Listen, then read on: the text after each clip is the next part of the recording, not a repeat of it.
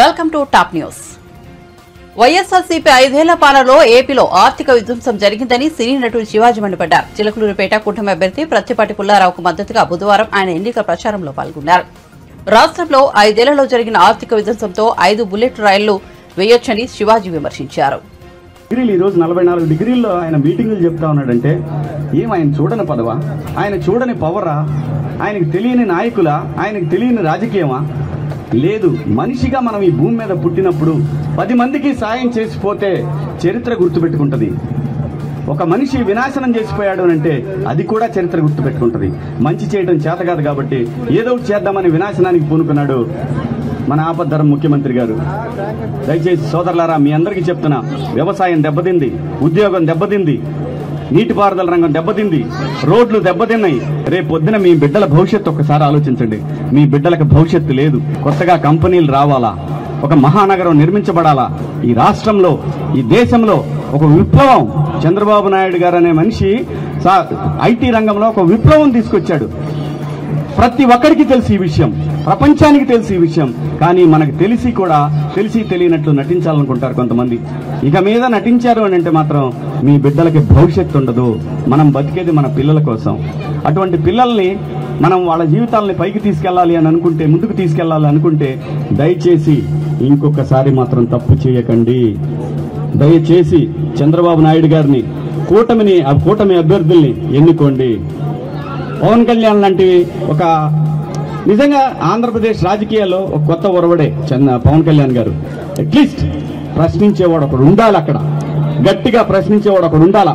పిఠాపురంలో కూడా అత్యధిక మెజారిటీతో ఆయన్ని గెలిపించండి. ప్రజలంటే భయపడాల రాజకీయ నాయకులు. ఈ రోజున రాజకీయ నాయకుల్లో చాలా మందికి ప్రజలంటే భయం లేదు. ముఖ్యంగా జగన్మోహన్ రెడ్డి గారికి నేనేం చెప్తే దీని అర్థం ఏంటో తెలుసా? ఏం చెప్తున్నా, దీని అర్థం ఏంటో తెలుసా? అన్ని కార్నర్లో ఉన్న ఎర్రి పప్పలారా, దాని అర్థం అది. నేను మిమ్మల్ని ఎర్రి పప్పలను చేస్తున్నాను. ఇలాగా నిజంగా ఇంత అమాయకులు అండి ఆంధ్రప్రదేశ్ లో ప్రజలు. ఇంతలా ఎలా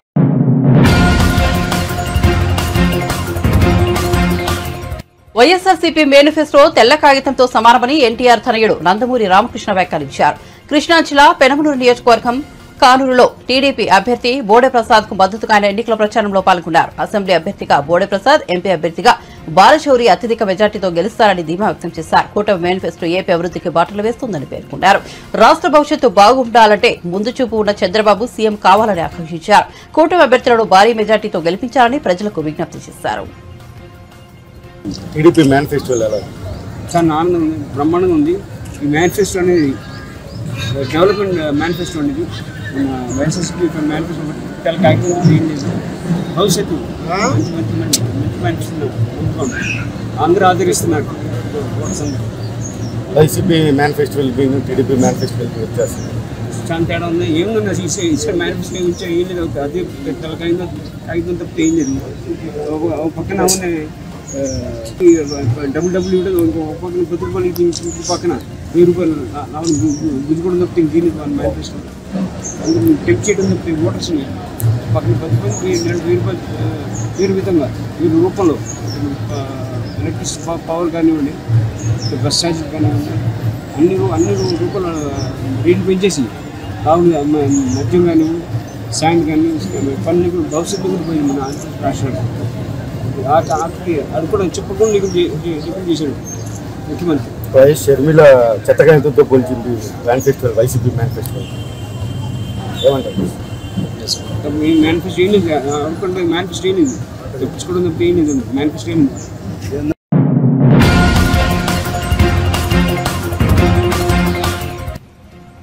గడప గడపకు మన ప్రభుత్వం సిద్ధం, మేమంతా సిద్ధం వంటి కార్యక్రమాలు తీసుకొచ్చిన వైసీపీ మరో 11 రోజుల్లో ఎన్నికలు రానుండగా కొత్త కార్యక్రమం చేపట్టింది. ఈ కార్యక్రమం పేరు కలలు నిజం చేయడానికి జగన్ కోసం సిద్ధం. ఇప్పటికే దీనికి సంబంధించిన హోర్డింగ్లు, పోస్టర్లు రాష్ట్ర వ్యాప్తంగా దర్శనమిస్తున్నాయి. ఇటీవల సీఎం జగన్ వైసీపీ ఎన్నికల మేనిఫెస్టో విడుదల చేయడం తెలిసిందే. ఈ మేనిఫెస్టో ప్రతి ఇంటికి చేరవేయడమే జగన్ కోసం సిద్ధం కార్యక్రమం ముఖ్య ఉద్దేశం. ప్రజలే తమ స్టార్ క్యాంపెయిన్లని ఇటీవల సభలో తరచుగా చెబుతున్న సీఎం జగన్ ఈ కార్యక్రమం ద్వారా ప్రజలకు కూడా తమ ప్రచార పర్వంలో భాగం చేయనున్నారు. వేయొద్దని చెప్పిన దమ్మున్నడు జగను, చెప్పిన మాట చెప్పినట్టుగా చేసిన మా రాజన్న కొడుకుర జగనో ఏ కష్టం రావద్దని పేద గుండెకు ప్రతి పథకం పంపిండుర గడప గడపకు పులి గడపలో పులి పుట్టినట్టే పుట్టిండురా జెండలు జత కట్టడమే మీ ఎజెండో జనగుండల గుడి కట్టడమే జగను ఎజెండో బలిరా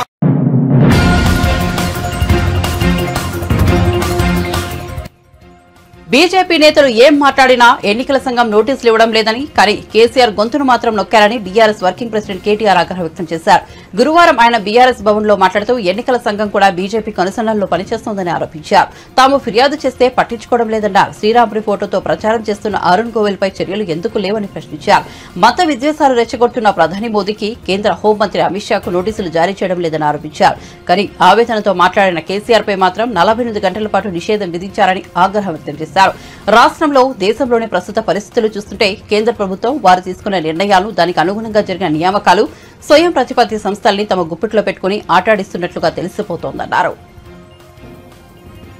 దానికి అనుగుణంగా జరిగిన అపాయింట్మెంట్లు స్వయం ప్రతిపత్తి కలిగిన సంస్థలను కూడా తమ గుప్పిట్లో పెట్టుకొని ఆటాడిస్తున్న వైనం మళ్ళీ ఒకసారి ప్రజల ముందు స్పష్టంగా బయటపడ్డది. కేంద్ర దర్యాప్తు సంస్థలే కాదు, ఈరోజు చివరికి ఎన్నికల కమిషన్ కూడా నేను స్పష్టంగా ఆరోపిస్తున్నాను. ఇదే మొహమాటం లేదు, ఏమీ లేదు. ఎన్నికల కమిషన్ అచ్చంగా బీజేపీ కనుసన్నలో నడుస్తోంది. ఇందులో మాకు ఎలాంటి రెండో ఆలోచన కానీ రెండో అభిప్రాయం కానీ లేదు. ఎందుకంటే ఇవాళ భారతదేశంలో ఎట్లాంటి పరిస్థితి అంటే బీజేపీ వాళ్ళు జాతుల ఆధారంగా మతాల ఆధారంగా స్వయంగా ప్రధానమంత్రి, స్వయంగా కేంద్ర హోంశాఖ మంత్రి మత వైషమ్యాలు రెచ్చగొట్టే విధంగా మాట్లాడినా, మతాల పట్ల ఒకరి పట్ల ఒకరికి విద్వేషాన్ని రెచ్చగొట్టే విధంగా చాలా దారుణమైన వ్యాఖ్యలు చేసిన ప్రత్యర్థి పార్టీలను బీజేపీ వాళ్ళు బండబూతులు తిడుతున్నా, వాళ్ళ సోషల్ మీడియా అనేది ఇంకా దారుణం. బీజేపీ ఫర్ ఇండియా అని అఫీషియల్ వాళ్ళ ట్విట్టర్ హ్యాండిల్ ఉంటుంది. అందులో మొత్తం ముస్లిం సోదరులందరి మీద విషం చిమ్ముతూ విషం జల్లుతూ డైరెక్ట్గా వాళ్ళ సోషల్ మీడియాలో విషం చిమ్ముతూ ప్రచారం చేస్తూ ఉన్నారు. కానీ ఒక్కటంటే ఒక్క చర్య లేదు.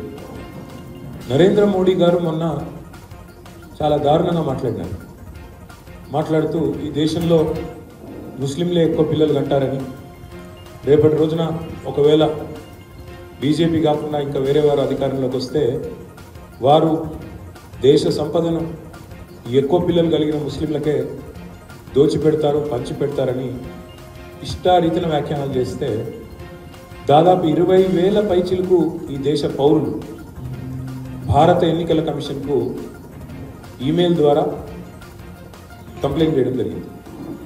కానీ ఎన్నికల కమిషన్ ఏం చేసింది?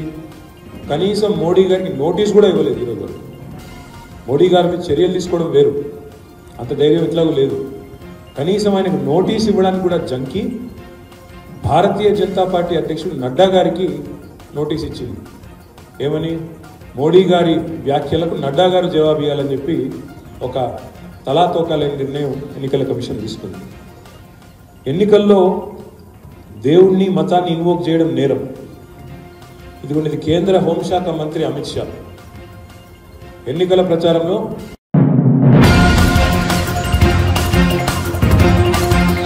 సీఎం రేవంత్ పై నిజామాబాద్ బీజేపీ ఎంపీ అభ్యర్థి ధర్మపురి అరవింద్ కీలక వ్యాఖ్యలు చేశారు. జూలై 14 రేవంత్ రెడ్డికి డెడ్ లైన్ అని హెచ్చరించారు. జగిత్యాల జిల్లా కోరట్లలోని ఐలాపూర్, మల్లాపూర్లలో ధర్మపురి అరవింద్ ఎన్నికల ప్రచారం నిర్వహించారు. ఈ సందర్భంగా ఆయన మాట్లాడుతూ 10 ఏళ్ల పాలనలో కేసీఆర్ కొన్ని అయినా హామీలు అమలు చేశారని, రేవంత్ 6 గ్యారంటీలను పట్టించుకోవట్లేదని మండిపడ్డారు. ఆల్రెడీ బ్యాగులు మోసిన కేసు దగ్గర పడ్డది, ఆల్రెడీ సంచులు మోసిన కేసు దగ్గర పడ్డది. జూలై 14 రేవంత్ కి డెడ్ లైన్. కాంగ్రెస్ వాళ్ళు పండగ చేసుకుంటారట. కోమటిరెడ్డి వెంకటరెడ్డి, ఉత్తమ్ కుమార్ రెడ్డి, బట్టి విక్రమార్క రోజు పండగ చేసుకుంటారట. జూలై 14 ఎప్పుడు వస్తుంది, ఎప్పుడు లోపల పోతాడు, జైల్లోకి పోతాడు Revanth Reddy. SC ST BC reservation ముట్టేది లేదు. ఎవరు వచ్చాళ్ళకెళ్ళి తీసుకొని ముస్లింలకు ఇచ్చేది లేదు. ఇది భారతీయ జనతా పార్టీ నరేంద్ర మోడీ బతుకున్నంత కాలం ఇది ఎవ్వరు కూడా ఈ రిజర్వేషన్లను ముట్టుకోడు. నీ గ్యారంటీల సంగతి ఏంద్రా అని అడుగుతావని అందరిని మభ్యపెట్టనీకి, అందరిని టాపిక్ డైవర్ట్ చేయనీకి కొత్త పూటకం పెట్టిండు. నువ్వు ముఖ్యమంత్రి గుడ్లు మోసుడైందా సభల? ఆ ముఖ్యమంత్రి లెక్కున్నాడు ఆయన. పక్కకి సరే ఈ ముఖ్యమంత్రి అంటే అందరినీ తిట్టుకుంటా భాష వ్యవహారం రేవంత్ది అందరికీ తెలుసు. ఈ పెద్ద మనిషికి ఏందని ఆయన కూడా గుడ్లు పోస్తున్నాడు. ఈ 75 సంవత్సరాల జీవన్ రెడ్డి కూడా గుడ్లు పోస్తాడా? పక్కకు చెప్పాలా రేవంత్ రెడ్డికి? ఏమైనా నువ్వు ముఖ్యమంత్రి అయినా మర్చిపోయినావా అని చెప్పాలనా? చెప్పుడు ఈయన కూడా గుడ్లు పోస్తున్నాడు. ఈ గుడ్డు మోస్తాడా పోయి పార్లమెంట్కి ఓట్లేస్తే? కాబట్టి అంతా చిల్లర చేస్తున్నారు, రాజకీయాలు అబద్ధాలు చెప్తున్నారు, ప్రజల్ని మోసం చేస్తున్నారు. ఆ కేసీఆర్ మోసం చేసి ఆ కేసీఆర్ అన్న 13 సంవత్సరాలు తెలంగాణ కోసం కొట్లాడిండు. ఇచ్చిన రోజులు రైతు బంధు ఇచ్చిండు, కరెంట్ ఇచ్చిండు, ఇంకోటి ఏంది మన అదేంది పెన్షన్ 2000కు పెంచిండు. అది అన్నీ అయిపోయినాక వేరే మస్తు వాగ్దానాలు ఇల్లు కట్టియాలి అంటే ఏమంటారు, అది కుండలు పెట్టి బిందెలు ఎత్తుకపోయిండు, అది వేరే విషయం. కానీ కుండలనే పెట్టిండు. కుండ లేదు, బిందె లేదు, గుడ్డు లేదు, కాకరకాయ లేదు.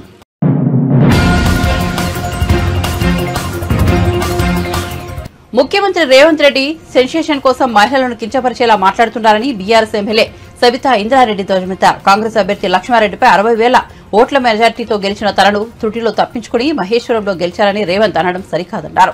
తనపై బీజేపీ మహిళా నాయకురాలు డీకే అరుణపై రేవంత్ వ్యాఖ్యల పట్ల మహిళా సమాజం ఆలోచించాలని సబితా ఇంద్రారెడ్డి సూచించారు. లక్ష్మారెడ్డి చేతిలో ఏదో త్రుటిలో తప్పించుకున్న కొంచెంలో తప్పించుకొని నేను గెలిచిన అన్నట్టు మాట్లాడున్నారు. కానీ ఒకటి గమనించలేరు రేవంత్ రెడ్డి గారు, లక్ష్మారెడ్డి గారికి నాకు 60,000 ఓట్ల తేడా.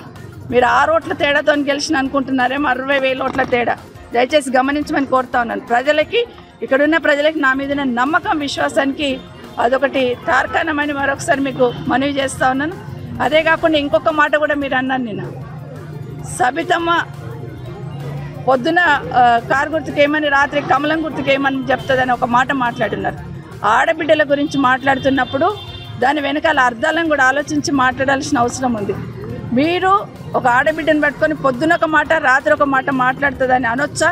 ఒక్కసారి ఆలోచించండి. ఇదే కాదు, తెలంగాణ రాష్ట్ర మహిళలందరూ గమనిస్తూ ఉన్నారు. మీరు ఏ విధంగా మాట్లాడుతున్నారు, మహిళల్ని ఏ విధంగా కించపరుస్తున్నారు. మొన్న డీకే అరుణ గారితో మాట్లాడుతూ పండబెట్టి తొక్కుకుంటా పోతాము అని ఒక మహిళ కూడా చూడకుండా ఆమె మీద కామెంట్ చేశారు. ఈరోజు నేను ఒక లేడీని కూడా చూడకుండా పొద్దున ఒక మాట రాత్రి ఒక మాట మాట్లాడుతాను మాట్లాడినారు. మీలాగా ఎదుటి పార్టీ వాళ్ళకి సహకరించే విధంగా నేను మాట్లాడాను. ఎందుకంటే కొండా విశ్వేశ్వరరెడ్డి చాలా మంచోడని మీరే మీ వేదిక మీద చెప్పారు. అంటే ఇండైరెక్ట్గా మీ పక్కనున్న మీ క్యాండిడేట్ మంచోడు కాదనే కదా. ఇది ప్రజలందరూ గమనిస్తూ ఉన్నారు. మీరే బీజేపీ పార్టీని గెలిపించడానికి ఈ రాష్ట్రంలో కంకణం కట్టుకున్నారనేది ప్రజలకు తెలుసు. ఈరోజు కాంగ్రెస్ పార్టీ కార్యకర్తలకు కూడా తెలుసు. అది గమనిస్తూ ఉన్నారు కింది స్థాయిలో ఏం జరుగుతుంది అనేది. ఏదైనా మాట్లాడుతున్నప్పుడు, ఎందుకంటే మాట్లాడుతున్నప్పుడు ఆడబిడ్డల గురించి మాట్లాడుతున్నప్పుడు కాస్త ఆలోచించి మాట్లాడమని ముఖ్యమంత్రి గారు కోరుతా ఉన్నాను. ఎందుకంటే ఏ మాట మాట్లాడుతున్నా కూడా ఏదో సెన్సేషనల్ కోసం దయచేసి మాట్లాడొద్దని మరొకసారి విజ్ఞప్తి చేస్తూ,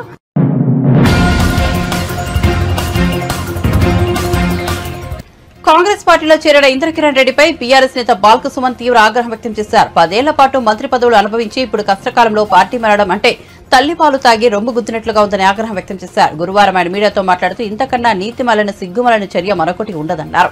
ఉమ్మడి ఆదిలాబాద్ జిల్లాలో ఆయనకు 2 సార్లు మంత్రిగా కేసీఆర్ అవకాశం ఇచ్చారన్నారు. ఓ పార్టీ అంతకంటే ఎక్కువ అవకాశం ఏమిస్తుందని ప్రశ్నించారు. ఒక మనిషికి అంతకన్నా ఇంకెక్కువ అవకాశం ఏమిస్తుంది? ఈ సావుదల కల్లా పోయి చేసేది ఏమున్నది నాకు అర్థం కాదు. 74, 75 ఉంటే మా ఇంద్రకరణ్ రెడ్డి గారికి ఈ టైంలో ఆ కాంగ్రెస్ పార్టీలో పోయి చేసేది ఏముంటుంది? ఇంత మంచిగా నిన్ను ఆదరించి హక్కునే చేర్చుకొని 2 టర్ములు ఎంతోమంది మీద ఇట్లా మొదటి నుంచి పార్టీ పుట్టినట్టు నుంచి పనిచేసిన వాళ్ళకి మాకు మంత్రులకు అవకాశాలు రాలే. ఎంతోమందికి రాలే, సీనియర్లకు రాలే, మొదటి నుంచి ఆ కుటుంబంతో సన్నిహితంగా ఉన్న వాళ్ళకి రాలే. ఇవాళ నీకు ఒక అవకాశం వచ్చింది. 2 టర్ములు దాదాపు 9.5-10 సంవత్సరాలు నీకు అవకాశం వస్తే ఇవాళ తల్లి పాలు తాగి రొమ్ము గుద్దేటట్టుగా, ఇవాళ తిన్నింటి వాసాలు లెక్క పెట్టేటట్టుగా ఇంద్రకరణ్ రెడ్డి గారు చేసినటువంటి చర్య చాలా దుర్మార్గం. ఆయనకు తగిన రీతిలో బుద్ధి చెప్పాలి నిర్మల్ అసెంబ్లీ నియోజకవర్గ ప్రజలు. ఆయన ఏ కాంగ్రెస్ పార్టీలోకి పోయిండో ఆ కాంగ్రెస్ పార్టీని నిజంగా నామమాత్రంగా ఆ పార్టీకి అక్కడ ఓట్లు వచ్చేటట్టుగా ప్రజలు చర్యలు తీసుకోవాలి. ఆదిలాబాద్ పార్లమెంట్ సీట్ మీద డెఫినెట్గా ప్రభావం పడుతుంది. పెద్దపల్లి పార్లమెంట్ సీట్ మీద కూడా డెఫినెట్గా ప్రభావం పడుతుంది. కాంగ్రెస్ పార్టీ ఇటువంటి వాళ్ళందరినీ కూడా కాంగ్రెస్ పార్టీ చేర్చుకోవడం ద్వారా కాంగ్రెస్ పార్టీ ఇవాళ మలినమైపోతుంది. నిజమైన కాంగ్రెస్ పార్టీ కార్యకర్తలు జెండాలు మోసిన వాళ్ళు, చెప్పులు అరిగేలా తిరిగిన వాళ్ళు, పార్టీ కోసం 10 ఏళ్ళు ప్రతిపక్షంలో ఉన్నప్పుడు కష్టపడ్డ వాళ్ళు, వాళ్ళ హృదయాలు ఇవాళ నిజంగా బాధపడుతున్నాయి. ఇది కరెక్ట్ పద్ధతి కాదు అని చెప్పి వాళ్ళంతా ఎంతో ఆవేదన చెందుతున్నారు. కాబట్టి డెఫినెట్గా ఐక్యరెడ్డి గారు తీసుకున్నటువంటి నిర్ణయం చాలా తప్పుడు నిర్ణయం.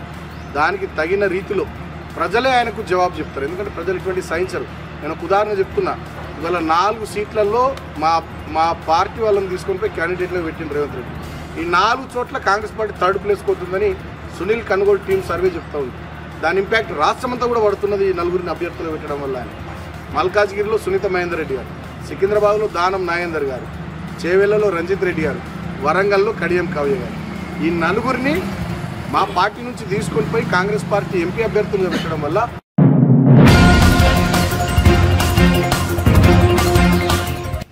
ఏపీపీసీసీ అధ్యక్షురాలు షర్మిల ఎన్నికల ప్రచారంలో దూసుకుపోతున్నారు. తన ప్రచారంలో ఆమె ముఖ్యంగా తన అన్న సీఎం జగన్ ను టార్గెట్ చేస్తున్నారు.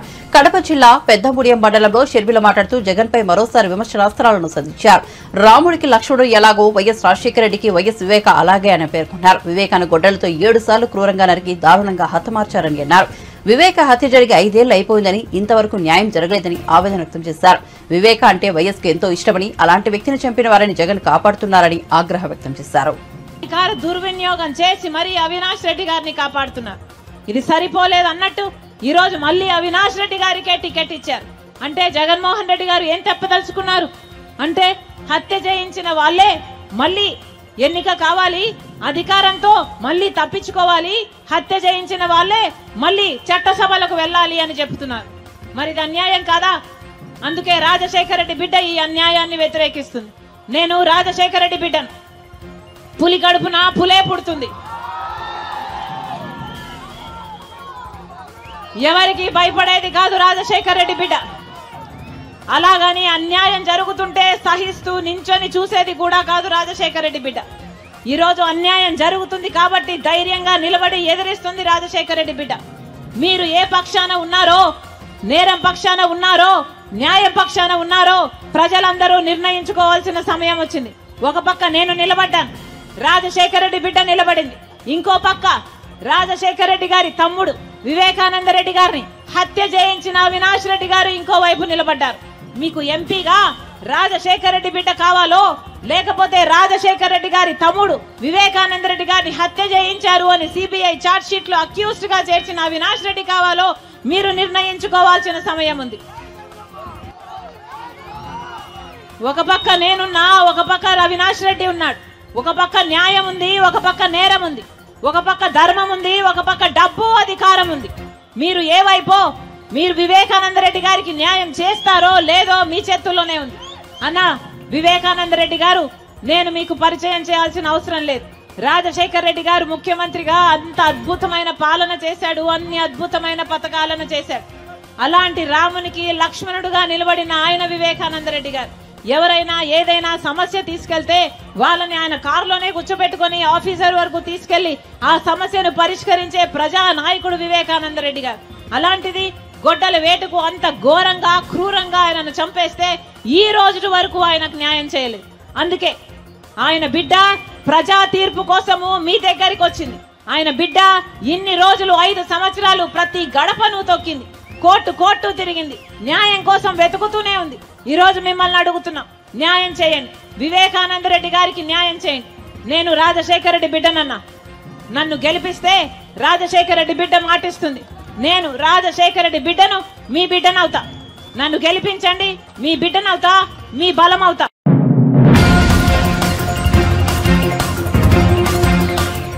పింఛన్దారులను ఇబ్బందులకు గురి చేసిన ఐఏఎస్ అధికారులు జవహర్ రెడ్డి, మురళీధర్ రెడ్డి, శశిభూషణ్ కుమార్, ధనుంజయ రెడ్డిలపై మాజీ మంత్రి డిఎల్ రవీంద్రరెడ్డి ఆగ్రహం వ్యక్తం చేశారు. వారికి పేదలపై కనికరం లేదని ఆరోపించారు. వైఎస్సార్ జిల్లా కాజీపేటలో ఆయన విలేకరులతో మాట్లాడారు. పింఛన్ కోసం వెళ్లిన వృద్ధులను బ్యాంకు సిబ్బంది పురుగులను చూసినట్లు చూస్తున్నారని మండిపడ్డారు. పింఛన్ సొమ్మును పాత బకాయి కింద జమ చేసుకుంటున్నారని పేర్కొన్నారు. అధికారంలోకి వచ్చిన వెంటనే ఆ 4 అధికారులను జైల్లో పెట్టి ప్రాసిక్యూషన్ చేయాలని డిమాండ్ చేశారు. అందులో 32 మంది చనిపోయిన విషయం అందరికీ తెలుసు. దాని మీద ప్రతిపక్షాలు అన్ని కలిపి ఎలక్షన్ కమిషన్ ఒక ఉత్తరం రాసినాయి. అయ్యా ఇది తప్పు, ఆ ముసలి వాళ్ళని రమ్మనడం తప్పు, వాళ్ళ ఇంటి దగ్గర ఇప్పించండి. సచివాలయ అధికారులు ఉన్నారు, రాష్ట్రంలో చాలా మంది అధికారులు ఉన్నారు ఖాళీగా. ఆ అధికారులతో గతంలో వాలంటీర్లు ఎట్లా ఇచ్చేవాళ్ళు ఇంటి దగ్గర పోయి ఆ మాదిరి ఇవ్వమని చెప్పి వీళ్ళు ఎలక్షన్ కమిషన్ ను కోరితే chief election commissioner electoral officer రాస్తే chief election commissioner chief secretary రాసినాడు. ఇంటికి పోయి ఇవ్వమని రాయలేదని వీళ్ళు అంటారు. జవహర్ రెడ్డి అనేవాడు కడప జిల్లా వాడే. అతన్ని చీఫ్ సెక్రటరీగా పెట్టుకునే రోజులు జగన్మోహన్ రెడ్డి పాలనే సాగుతుంది, దాంట్లో ఏం డౌట్ లేదు. అట్లానే మురళీధర్ రెడ్డి అని దీనికి సంబంధించిన ఆఫీసర్, సెర్ఫ్ అంటారు దాన్ని, సెర్ఫ్ అంటే ముసలోళ్ళకి పెన్షన్లు ఇచ్చేదాన్ని సెర్ఫ్, దానికి మురళీధర్ రెడ్డి. ఈ ధనంజయ రెడ్డి అనేవాడు సూపర్ బాస్, జగన్మోహన్ రెడ్డి చెంచా. ఇక ప్రిన్సిపల్ సెక్రటరీ పంచాయతీరాజ్ శశిభూషణ్ కుమార్ అని అతను కరప్ట్ ఆఫీసర్. ఈ శశిభూషణ్ కుమార్ ఏమని ప్రెస్ స్టేట్మెంట్ ఇచ్చినాడు, మీకు బ్యాంకుకు పంపిస్తాము మీ పెన్షన్, మీ బ్యాంకులో మీరు డ్రా చేసుకోండి అని చెప్పి. అసలు ఈ నలుగురు ఆఫీసర్లకు ఐఏఎస్ ఇచ్చిన వాళ్ళని అడగాల, ఎట్లా ఇచ్చినారు ఐఏఎస్లకని. వీళ్ళు అసలు దానికి ఎట్లా జరుగుతుంది, బ్యాంకులకు ఎట్లా ఇస్తారు, ఎట్లా బ్యాంకులు వేస్తారు, ఎట్లా ముసలిలో పోయి తెచ్చుకోవాలనే ఆలోచనే లేకుండా ఇవాళ ఎంత ఘోరమైన పరిస్థితి ముసలిలో కల్పించారంటే, నిన్న ఒక బ్యాంకు పోయి ఒక ముసలాయన పోయి చనిపోయినాడు ఎండకు.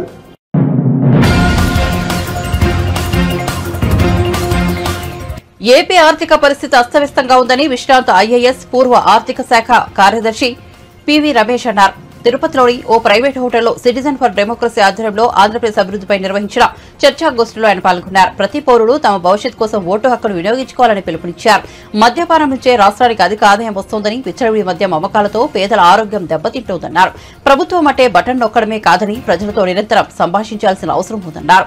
రాష్ట్రంలో విడుదలవుతున్న ఉత్తర్వులన్నింటినీ రహస్యంగా ఉంచుతున్నారని పేర్కొన్నారు. ప్రభుత్వంలో ఏం జరుగుతుందో ప్రజలకు తెలిసే అవకాశం లేకుండా చేశారన్నారు.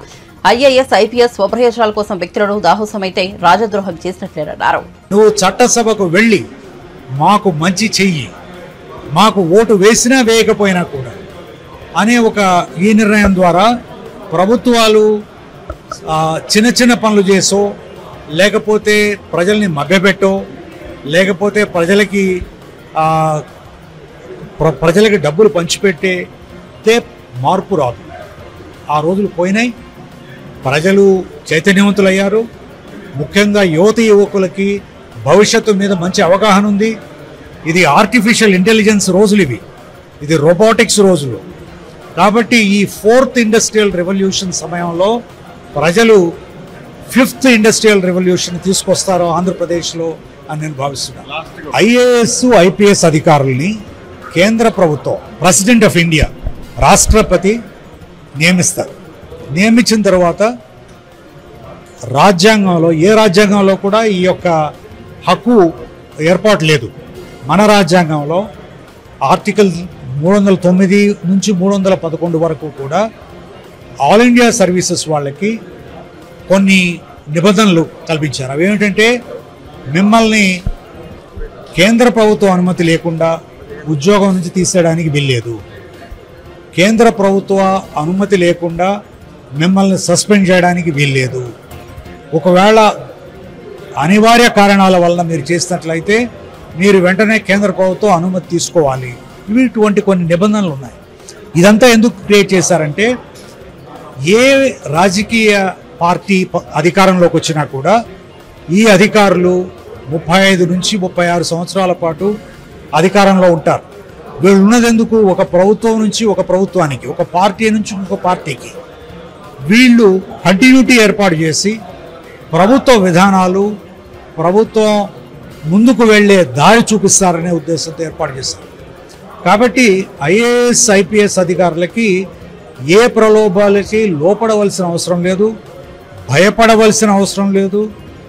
చట్టం ప్రకారం, రాజ్యాంగం ప్రకారం, న్యాయం ప్రకారం, కోర్టు ఉత్తర్వుల ప్రకారం నడుచుకోవాల్సిన అవసరం ఉంది. అలా కాకుండా మాకు మంచి పదవులు వస్తాయనో, లేకపోతే మాకు సైడ్ బిజినెస్ చేసుకోవచ్చనో, లేకపోతే మాకు రాజకీయ పదవులు వస్తాయనో భావంతో ఉంటే వాళ్ళు ప్రజలకు పెద్ద ద్రోహం చేసినట్లు నేను భావిస్తాను. అది వారి మీద రాజ్యాంగం, ప్రజలు, ప్రభుత్వం పెట్టిన నమ్మకాన్ని వమ్ము చేసిన వాళ్ళు అవుతారు. అది రాజద్రోహం కింద వస్తుందని నేను భావిస్తున్నాను.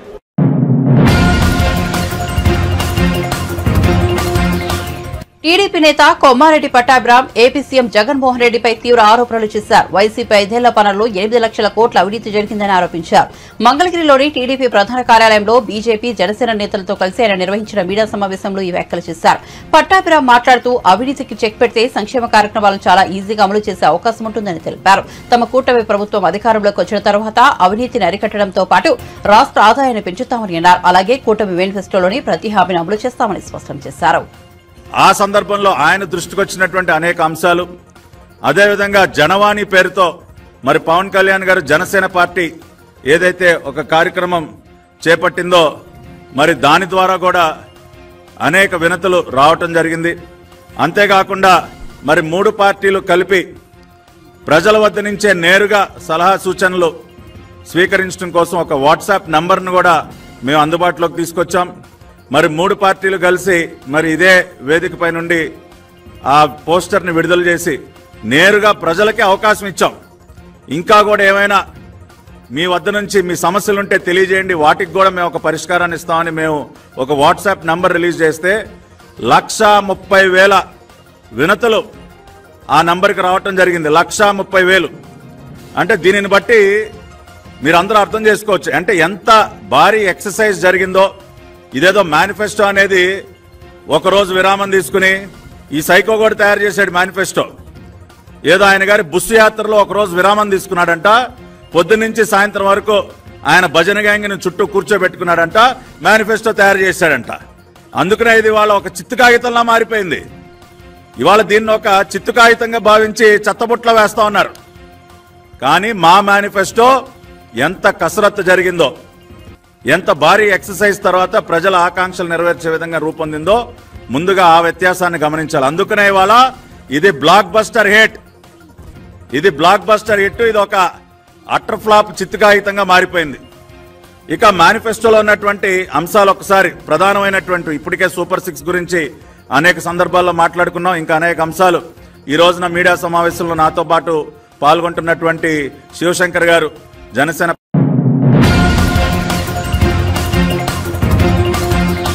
రాహుల్ గాంధీని ప్రధాని చేసేందుకు పాకిస్తాన్ తహతహలాడుతోందని ప్రధాని నరేంద్ర మోదీ ఎద్దేవా చేశారు. రాహుల్ గాంధీపై పాక్ మాజీ మంత్రి ప్రశంసలు కురిపించారు. ఆయన వ్యాఖ్యల నేపథ్యంలో ప్రధాని గురువారం స్పందించారు. గుజరాత్ లో ఎన్నికల ప్రచారంలో పాల్గొన్న ప్రధాని మోదీ మాట్లాడుతూ కాంగ్రెస్ యువరాజు కోసం దాయాది పాక్ నేతలు కూడా ప్రార్థనలు చేస్తున్నారని ఎద్దేవా చేశారు. కాంగ్రెస్ పాక్ మధ్య బంధం మరోసారి తేటతెల్లమైందన్నారు. దేశంలో కాంగ్రెస్ నానాటికి బలహీనపడుతోందని, ఇక్కడ కాంగ్రెస్ దిగజారిపోతుంటే పాకిస్తాన్ కన్నీళ్లు పెట్టుకుంటోందని వ్యాఖ్యానించారు. కాంగ్రెస్ పార్టీ పాక్ అభిమాని అని, దీంతో రాహుల్ గాంధీని ప్రధానిగా చేయాలని ఉవ్విళ్లూతోందని చురకలంటించారు. భారత్ బలహీనంగా ఉండాలని మన శత్రువులు కోరుకుంటారని పేర్కొన్నారు. 2014 ముందు ఉన్న ప్రభుత్వం మరోసారి రావాలని దాయాది దేశం కోరుకుంటోందన్నారు.